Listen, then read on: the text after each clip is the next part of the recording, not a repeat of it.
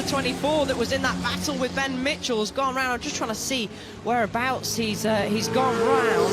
He looks like he tried to fire it back up again. He's going to spin it round. Is that the exit of St Mary's? I think it is, Ben. So I wonder if he's touched the grass or a bit too eager on the loud pedal on the exit there. So we're going to have a little look at the replay. Chasing down Ben Mitchell, swings it through. Oh, that was a strange one. Yeah, loses it mid-corner. And around he goes, so good, he's very lucky that no one came flying around. Cars are being allowed to go through. No! Oh no, is there a problem there? Looks like it is. So, just having a look in the background. Oh, onto the grass. Spun. Oh dear, so the Lotus that we've been talking about, gaining that time, gaining the places, has it, and it's stalled. He's trying to restart it. Has he got it going? We'll have a look. No, he hasn't. Oh, that's big disappointment. Oh, he might have got it going. It's trying to fire. We can see puffs of smoke coming out back, so he's got it going, but he's undone all that hard work. He'll sink all the way down. I'm just having a look down 19th, 20th place. So devastation for them, but they're still. As we see, it's Eric Davis side by side. Got his teammate on the way out as well. Eric Brabham is going to do it. We're doing it a roller. We've broken a wheel off Harlan, but Brabham gets it done. Oh, and Harlan on three wheels. He's doing it across the line. Trying to make it to the finish line. Back down the front stretch now. Oh, Nolan, can he hang on to it? No, big rollover for Nolan. And a wheel has come off and hit the bridge just at the bottom there, and Nolan. Forced to do it. Look at here is Harlan. No!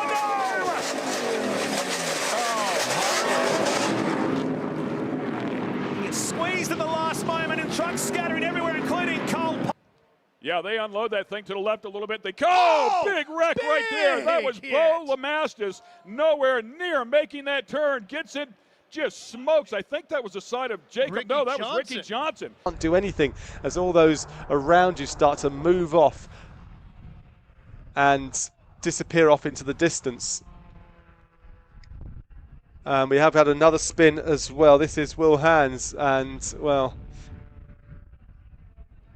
falling off for him. It's about 5-point turn for Will Hans to get going again. The underside of the car has taken a bit of a beating, isn't it, over the grass? Let's just see the barrier damage into the Joker. Looks like it's okay, but Will Hans is right in the way at the moment. Just needs to somehow get that car clear. If he can't keep going, just move it away from where you currently am.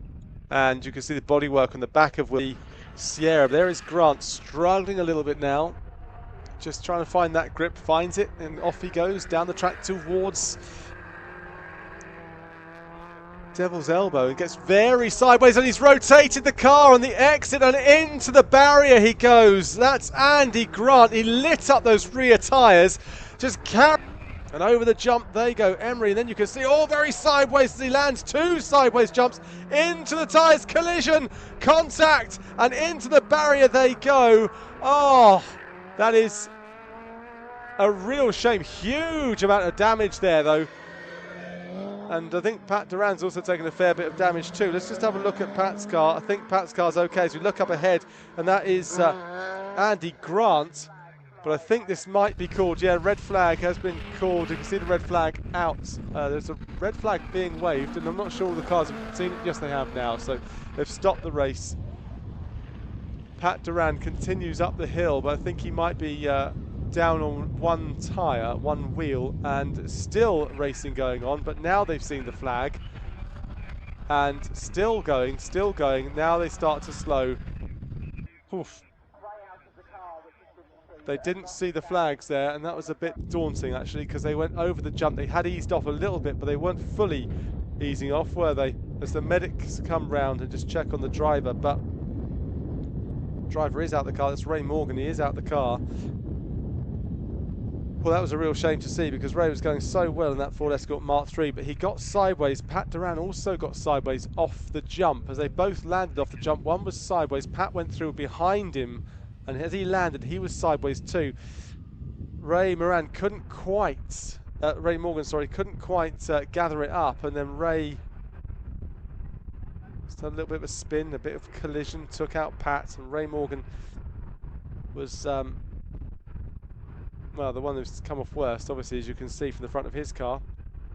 as they just take their positions now at the bottom of Hairy Hill, and I'm just wanting to see whether Pat's going to be okay to continue.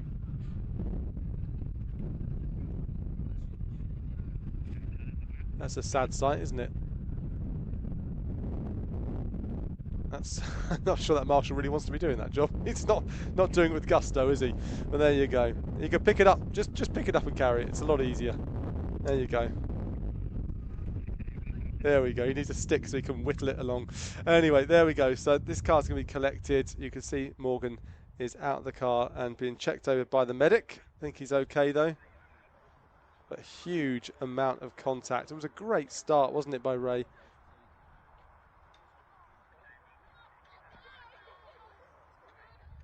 Having a look at Pat's car at the back there to see. I thought it was crabbing a little bit, but I think it might be okay. Shouldn't take a huge amount of time to clear this up because it didn't make any contact with the barrier. It was just a spin and a collision, bit of coming together between him and Pat Duran, who I'm not sure is able to continue. I'm just having a look to see where they're going at the other end. It did have a fair bit of contact, didn't he? Pat's just taking the car back off to the pre-grid to assembly, so I'm not sure if he is going to be able to continue. We'll keep an eye on that, and they reform on the grid for semi-final 1, take 2. Reporters. Dennis Anderson has got the high-class racing number. Mike Conway, because he was... What's happened here as he came through, he just lost it on the bump, took a tiny bit too much curve, actually locked up in avoidance. It's again another right-hand side wheel off. 10 seconds ago, I'm walking out sort of a little bit further. Has really scrambled. Is there going to be a replay that shows us anything happening? Well, locked up, going into the corner, very much on the left-hand side. The track was going to the right. Has absolutely cost Bruni, and he's now still fighting through traffic. An access road there. Yeah, he just went a tiny bit. Phil Hansen had got it perfectly right. Jaminet 3 inches further a curb, coming back on with the inside shoulder. Front of GTD might see some sanction there as the two. Oh, and at the back, this Ferrari's coming all the way across. That's a racing car's been spun. Inception is banged up as well. So was it the two McLarens coming together? Yes, as to turn number 7. And oh, very big off indeed for the 88. Have closed.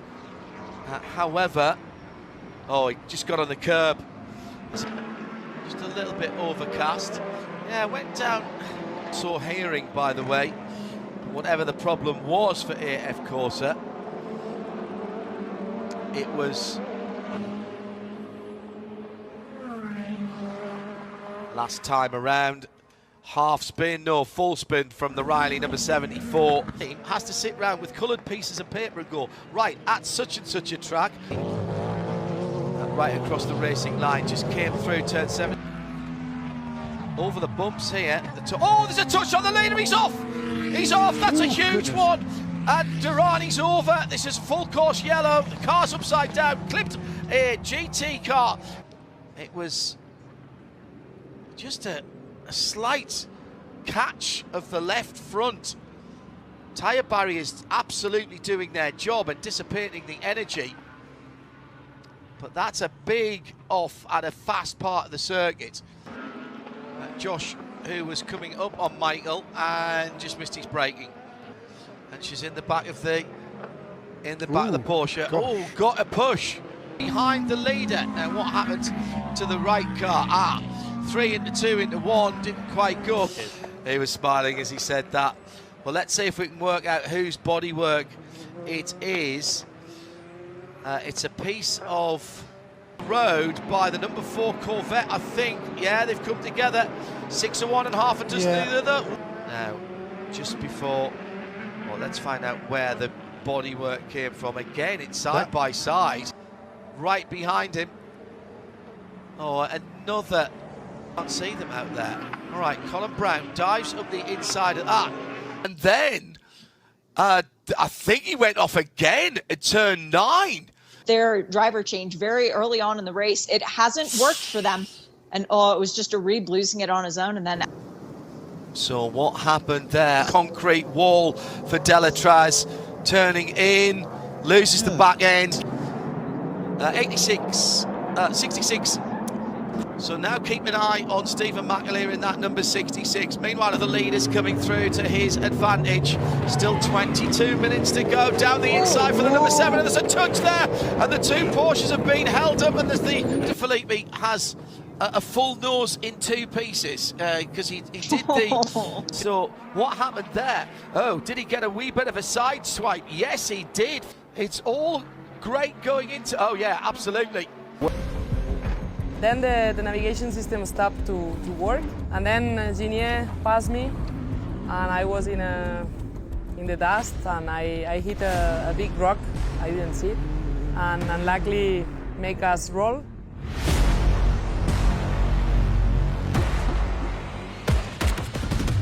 Then we had to wait for the service truck. They helped us. The guys were super good. I don't have so much time now. We need to hurry up. Luckily the guys arrive, and hopefully we can get to the finish line on time. And okay, we lost everything here, but at least we could continue our Dakar, and that's it. And again, it's a fight against time. If the car doesn't reach the next checkpoint in time, Leia is out, and the problems don't get any less. We have not electricity inside. Ah, shit. You cannot switch on the car. Well, nervous because we want to finish at least the stage and see if we can start tomorrow. Yeah, let's go. Okay, gracias. Always happy when the car goes again, and less than 15 minutes, so that's pretty good. The current champion realises this early on. Carlos Sainz overturns on stage 2. Teammate Mitch Guthrie interrupts his race to help. We were going and saw Carlos off on the side, and we just saw him. We couldn't see the car until we stopped, and it was down in the dune, rolled over. He asked if we could roll him over, and of course we're going to help Carlos. It's Carlos, so yeah, we helped him out. I'm sorry for him, but at least we could do what we could, The Matador is battered, his car barely recognisable. Giving up is not an option for the 62-year-old. Despite the crash, the Spaniard reaches Chrono Camp E. I'm a little bit medium, but I think, yeah, also morally I'm a little bit down because I didn't expect to have a roll and lost so much time. And yeah, sometimes races are like that. This is a race that can catch you any minute, so yeah, at least we are still here. We managed to continue, even we couldn't see. Because I had a lot of problems after the roll, so yeah, happy to be here. I miscalculated how deep was.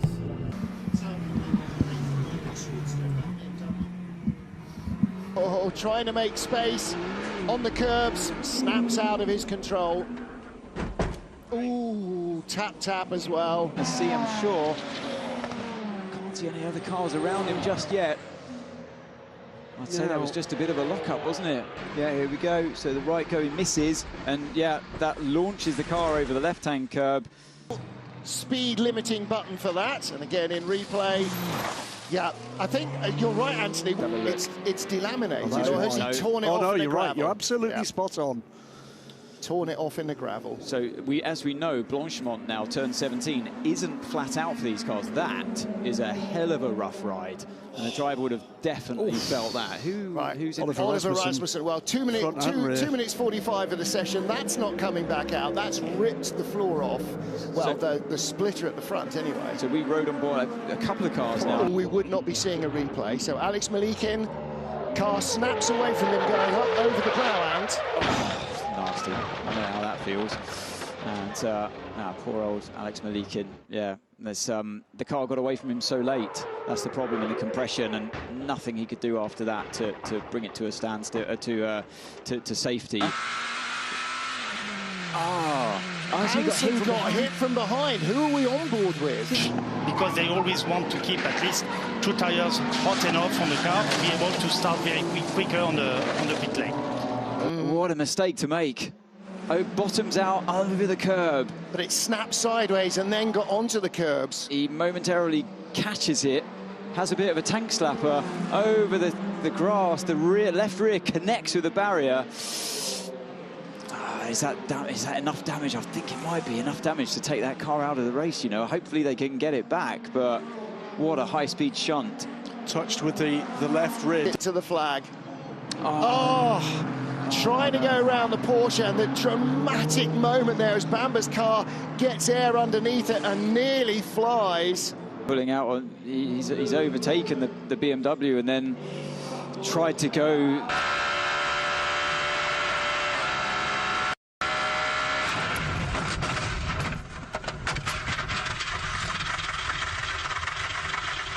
In the rear of the car, and I've seen this happen quite a few times on that straight, actually.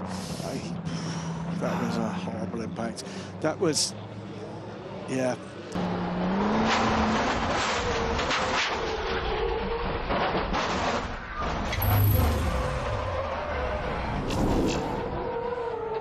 The thing there is, Ian James just came into the pits, by the way, and that's the reason why he's had a big... it's not Alex Riberas, beg your pardon. Had a big gravelly moment in the heart of racing Aston Martin. What you don't do, even if you know you're going to run out of fuel... That's the Julian Andlauer off, isn't it? Oh my. Now does this tell us why the red flag? Yes, because there is a car off coming through Tête Rouge, and it ends up in a dangerous place. Yeah, because if you run wide there... That's the number 2 Cadillac. It is, isn't Cadillac. Oh, and so basically he's had a tank slapper moment there in Tête Rouge. And couldn't get going. And if anybody else goes wide and hits that... Forward here. Oh, it gets wrong. And he just can't slow it down in time, can he? Oh, bang. Oof.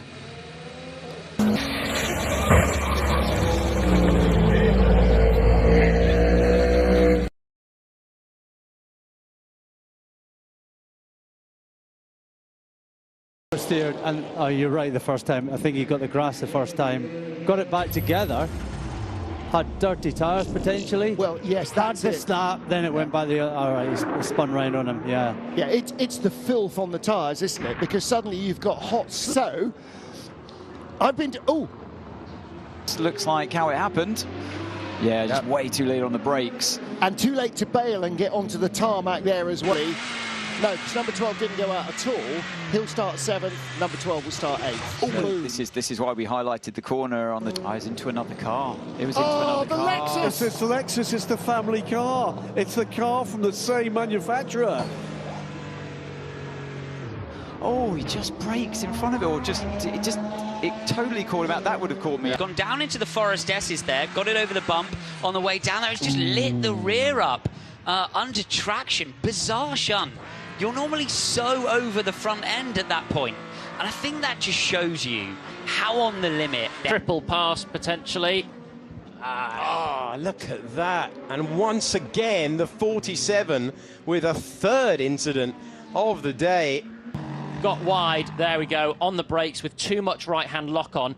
That unsettles the car, the weight goes on the rear left, and unfortunately there you've got brick wall and then into the side of the tyre barrier. Oh my goodness, that's a big hit, isn't it, as well? And very unfortunate indeed. That is, as you say, for the number 54 Vista. Have a look at what happened here. Well, we see after he'd actually lost the back end. Yes, yeah. I need to see a little bit more of that, but I don't know. Too much curb, lands, and snaps the other way. Yeah. Surprisingly, snapped a lot. It did snap a lot, but it did look like a lot of curb. We've seen it with the GTs, and we've seen it with the coming out the last corner, even on Brendan Uribe's lap. Slightly too much curb sends you into a spin. That could have just been a spin. Got a replay here. It was a move down the inside of the DK Engineering number 33, which did not pay off. Tried to avoid a collision, slid sideways towards the exterior of the track. In doing so, pushed the DK Engineering car. Yeah, at Le Mans, there is Danny Kvyat. Is that Danny Kvyat again? It looked like it. No, it's not the other one. Oh, no! Off on the exit of Tête Rouge and contact with the barrier for the number 3 caddy, René van der Zande in that car. Look at it and figure out what's gone wrong. Let's see what has... Oh, there's contact with a prototype there, trying to use the outside lane. Yeah, so they've now committed to this, and unless it rains again, I think, you know, it's not going to rain anymore, but it's his job to get the temperature back up when they go green. Now, what's interesting to see is under this full course yellow what the lap times are. Because to the 23 United Autosports entry, all over the curb, and there's a tag. Contact with the 23 car. Times through there. Giovinazzi, who has gone down a lap because of his own teammate, actually. And was there a touch? There was a touch. Oh my word! The race leader goes through. So I thought it was directly into the wall when accident. When I saw the movement. Let's see it here. We've got the external view. Oh, it's already too late. All right, we have a safety car for the first time at the 92nd running of the 24 Hours of Le Mans. A big hit.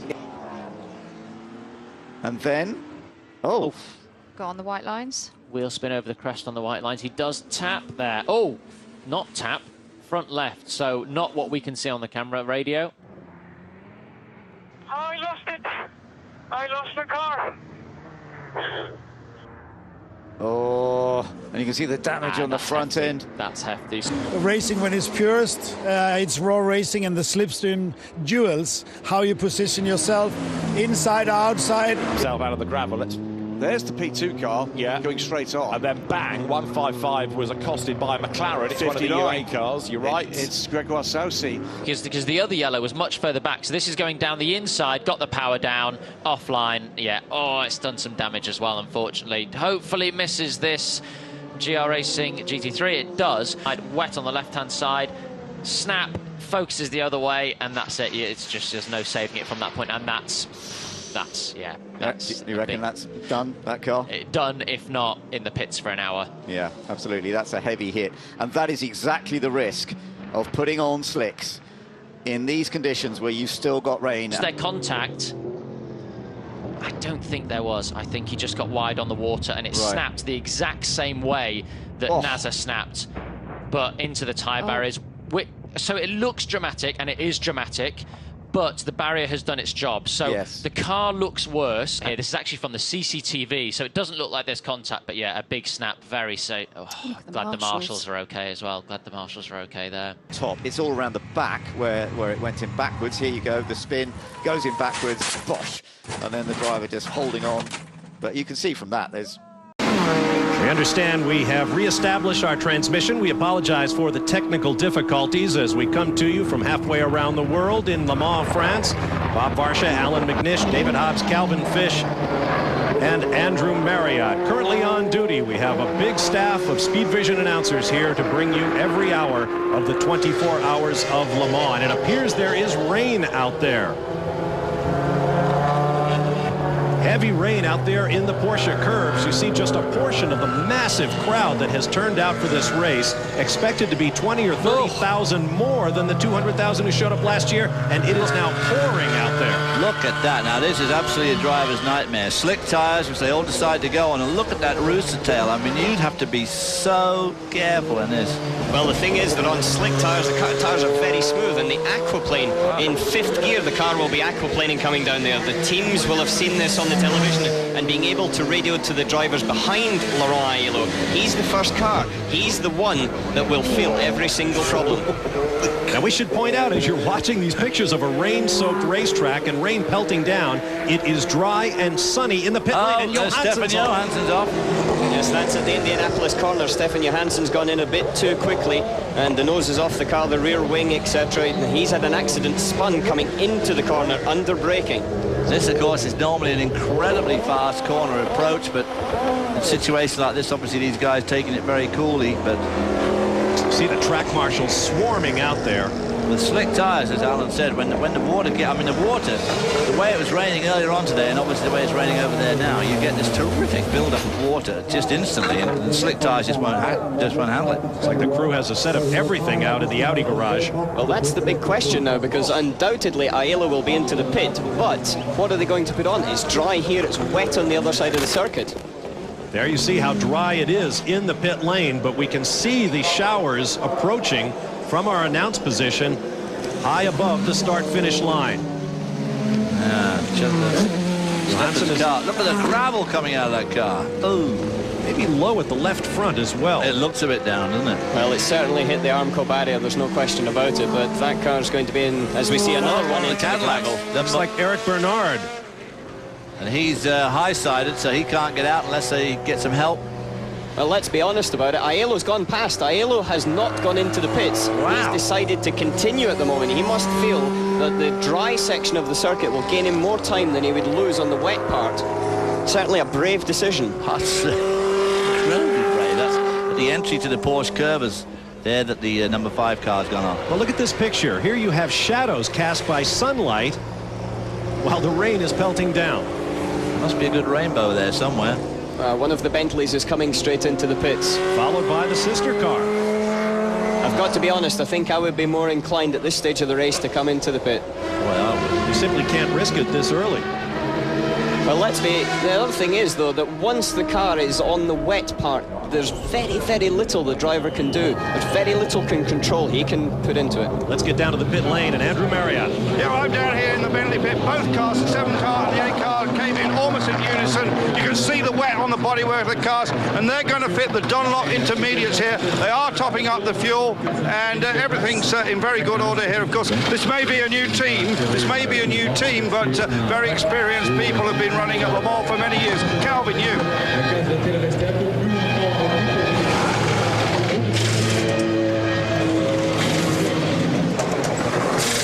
Beeler is in. They're going to be going to full wet. They're taking the slicks off. Fueling went in first. Now the crew goes to work. Normal Le Mans rules. They can't do any work on the car while the fuel is going. I see a leak. Maybe it's just water, actually, coming out of the left rear corner. Probably a lot of water coming out once they pull the wheel off. 2 guns only on the car. Left side is complete. They're going around to the front, cleaning out the grills. I'm not sure if Frank has been off the course or not. He waved with his hand, but he might have been. He's back out of here. We're still waiting on Johansson. They're waiting to come in here and try and get Steffen's car fixed. Boy, I tell you what, that move of Aiello's there. Hello, the pace car's going out. On board of the Bentley now. Through the S's, headed for the... See how dry and sunny it is there at the top of the Dunlop curve. That's a very tricky part, but there's one thing I noticed there. Aiello stayed out on slicks, but he was a full 26 seconds quicker than the Dome on that slippery part of the circuit. Damage to the Larbrettine Viper GTS machine. That was quick in qualifying as well, so that's one of the top... Oh, no! Heavy crash at the Arnage corner. That's a Celine out as well. The Celine looks to be out. There's the Peugeot. There's John Nielsen's car there. Thing is, there's people at the back that maybe aren't seeing those yellow flags in the spray, and they're locking up coming into that. So I think now with the pace car out, it will settle down a little while. The safety car is out. Picked up the Panos just behind the number 8 Bentley. Stefan Johansson has made it back to the pit area, but look at the damage to the Audi. Well, big damage down here, Bob. As you can see, the front is completely destroyed. The rear bodywork was up in the air a little bit. I didn't really catch before they got into the garage if there's any major damage back there. You can see the stones and gravel coming out. Mechanics going to work on taking off the nose piece on the car, the crash structure in the very front here. There's a lot of leads pulled out. I don't see any damage to the corners themselves. The wishbones and push rods and everything look okay. Stefan just shook his head like he could not believe how slick the conditions were out there. It looks bad, but I think they're going to get this out of here probably in about, looks like about a 10-15 minute fix, but until they get some of these nose boxes off here, they can't really tell.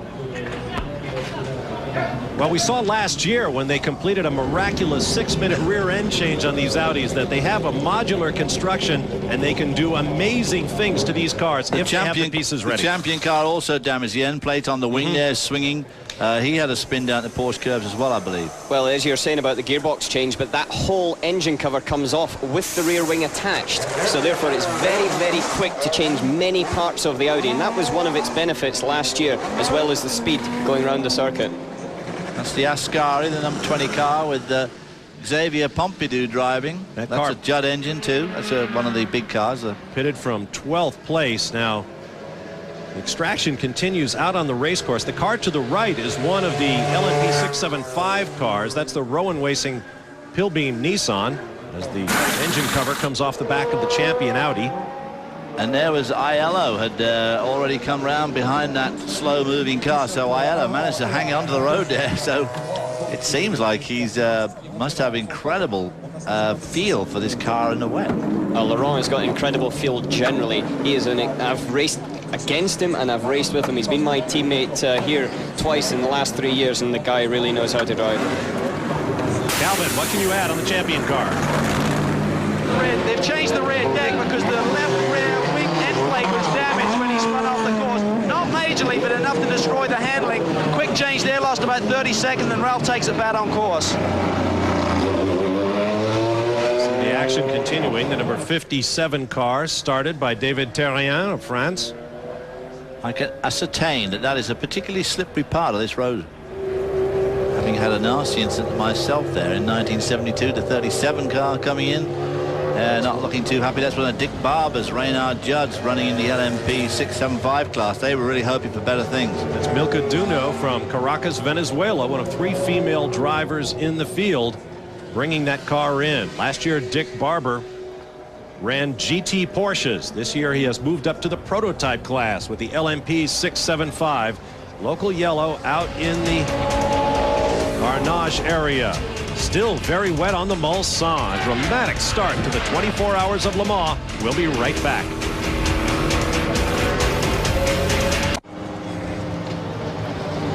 We are back live at the 24 Hours of Le Mans, where Laurent Aiello leads in the Audi over Jan Lammers and Martin Brundle in the GTP Bentley, followed by Frank Villa and Andy Wallace in the second Bentley. Both Bentleys on their return to Le Mans currently in the top 5. But we are under a full course yellow. The safety car is out, and there is the scene of the accident that helped bring it out. And there is one of the victims of that accident.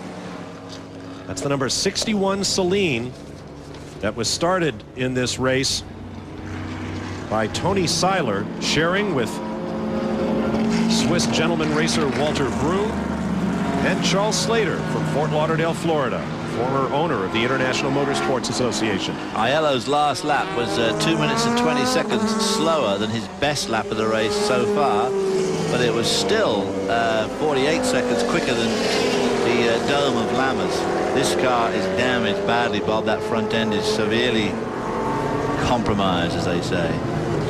There's one thing, there's now a few people came into the pits, changed over to the wet tyre, which is certainly the tyre for the conditions on the back straight on the Mulsanne, where we saw that accident with the Celine. However, here in front of the pits, it's dry. So the drivers on the wet tyre have got to be very, very careful not to use that wet tyre on the dry part. The drivers on the dry tyre have got to be very careful on the wet. So even although you're out there going slow, you're still... This first crash just happened. Watch the next car.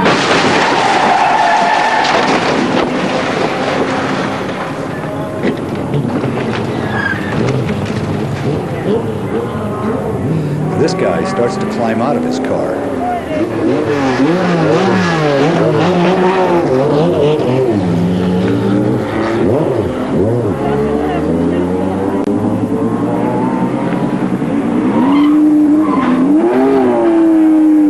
This other racer is limping to the side rail. He's almost run over by another car.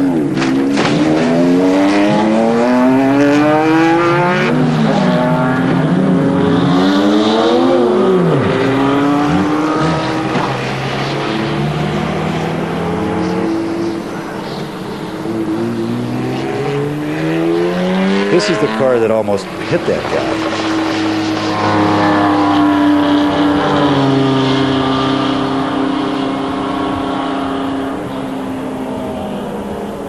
They finally get everyone to slow down while they put out this fire.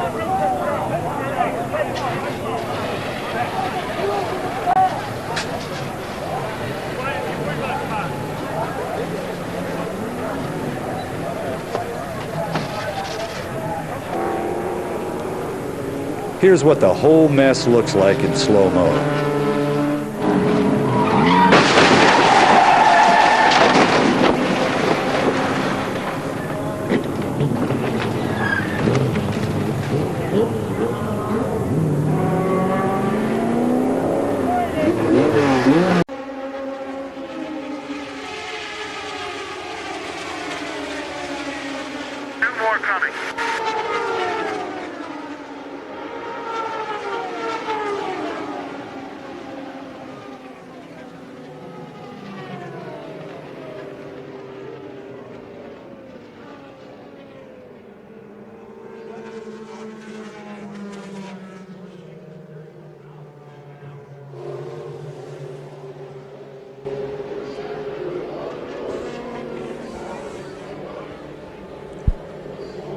crash here at California Speedway has once again brought out the caution. You can see Hideki Noda is moving around in the cockpit.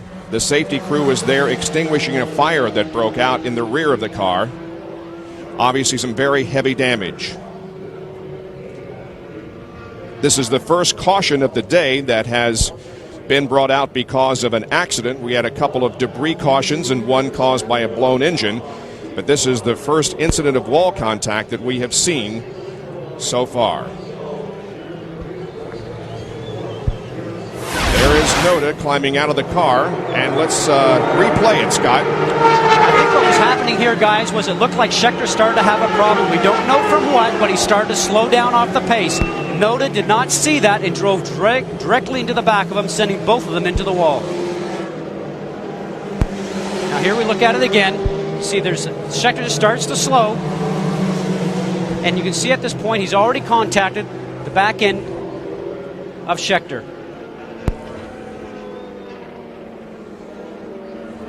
Now here we go again. You can see he's already starting to slow down. Now watch as we move the frame along here in a second. You'll see Noda come up from behind and drive directly into the back of Scheckter. At that point in time, all he is a passenger. Point of contact coming up right there.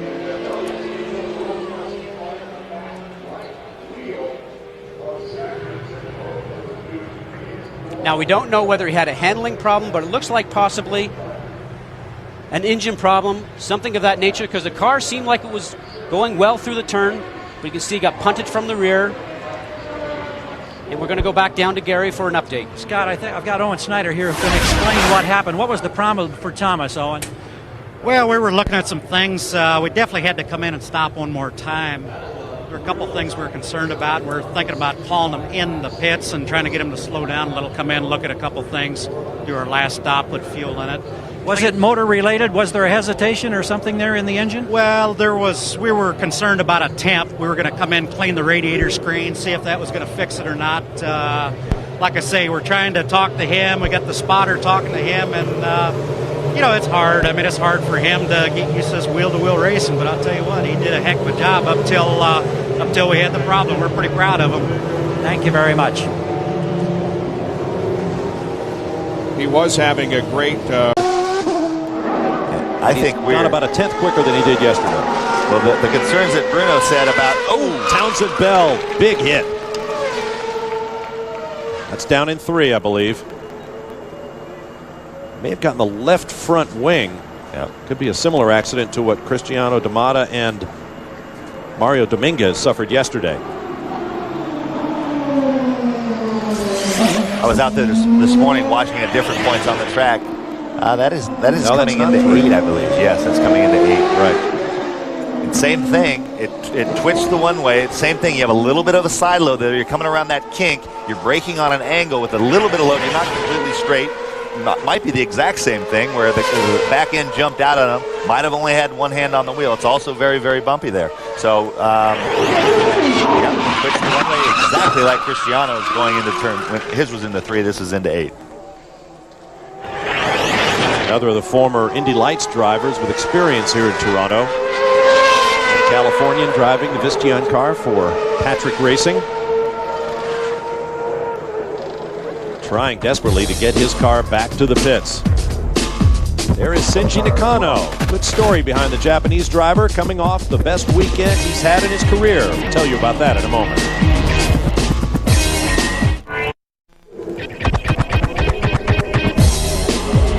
Welcome back to qualifying for the Grand Prix of Toronto is brought to you by Newman Haas Racing. Moments ago, Christian Fittipaldi bumped teammate Cristiano Damata from pole position by 1/100 of a second, and that got Shorty angry. He came out and put 3/10 on his teammate to reclaim the top spot. Cristiano had the luxury of being able to start his runs later than everyone because the worst he can be is second on the grid, and so he's able to run that gauntlet with traffic a little bit more aggressively than the others. So this is, again, Bruno was predicting that maybe the heat might counteract the effect of the added grip on the concrete. Well, gladly that is not the case. So that is the first run, and so we are going to have a barn burner when these guys throw their second sets on. Nose job going on down in the Patrick pit. Scott Pruitt. That's exactly right. I'm standing down here right in front. just brought the car in. Townsend stopped it on the marks. As you can see, the old nose is coming off. New nose is going on. I talked to Jim McGee, felt just kind of what happened to Cristiano yesterday. Just got away from under braking. He said that actually that lap was a half a second quicker than our best lap from qualifying yesterday. It's unfortunate, but they're finishing up, getting a nose on, and he'll be back on his way in just a few moments. Calvin? Well,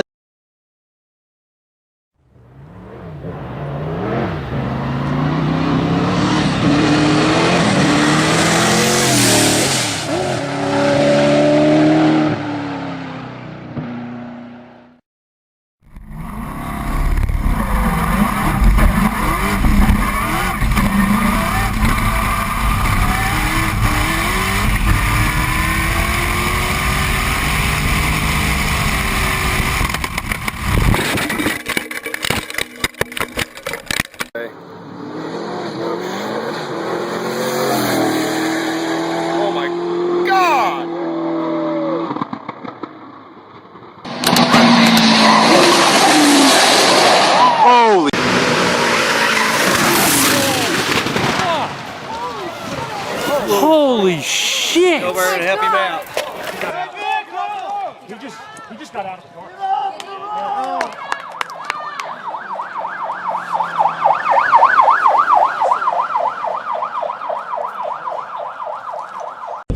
Oh, there he goes. Oh my gosh. So right now, we have a car that is now off the side. No, he didn't get thrown out.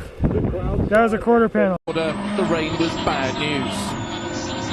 Back on board with Delacour, fighting the road in search for a clear line, not just for him, but for McRae behind him.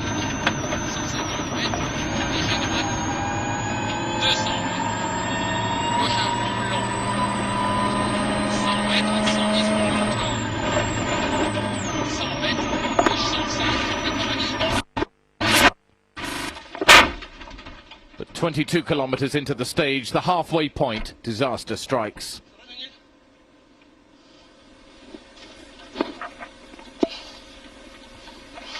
Delacour's rammed a tree. He's all right, but his friend and co-driver of 10 years, Daniel Grataloop, was clearly in pain.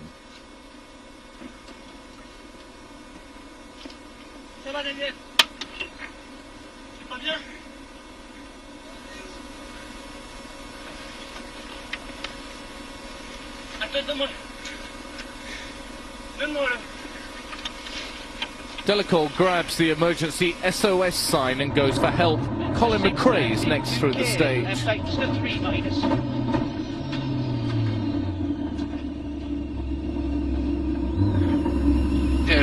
On the radio.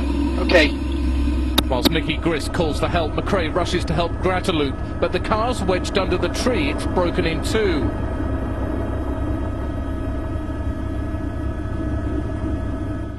Needing more help, McRae waves down Kenneth Eriksson and Staffan Parmander. The stage, even though it's blocked, is still live.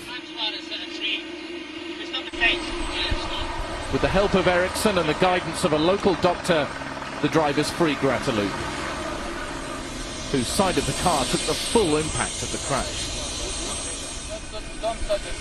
Grataloop was complaining of shoulder and chest pains. From the end of the stage, paramedics arrived to take him to Perth. The sight of a colleague being lifted into an ambulance is a shock for any rally driver.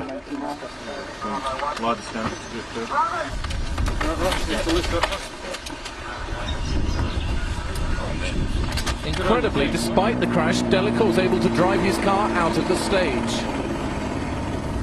which by now has been cancelled. The cars already in the stage drive out to Harvey in convoy. Back at service, concern at Ford for Grataloop, but at the same time relief that modern rally cars are so strong.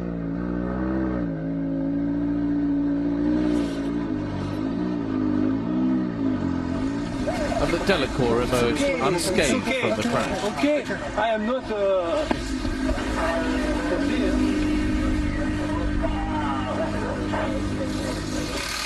What happened out there on the stage? From Francois went off, hit a tree and unfortunately trapped Daniel in the car.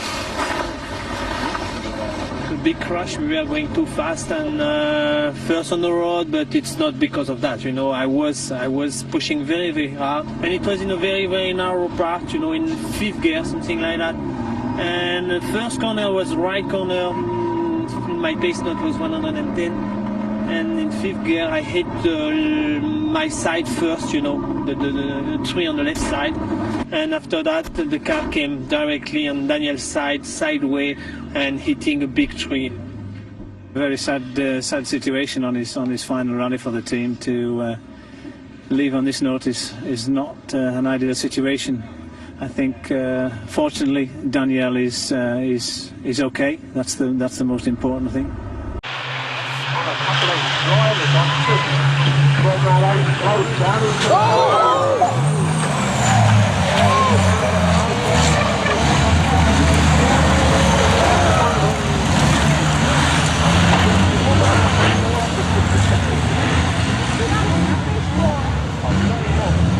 És 100 fölfele. 100 fölfele, jobb 2 tempó, 20-ra bal 2 tempó, 25-ra bal 2 tempó, 25-re bal 2 szűk, és bal 2, majd 50-re jobb 2.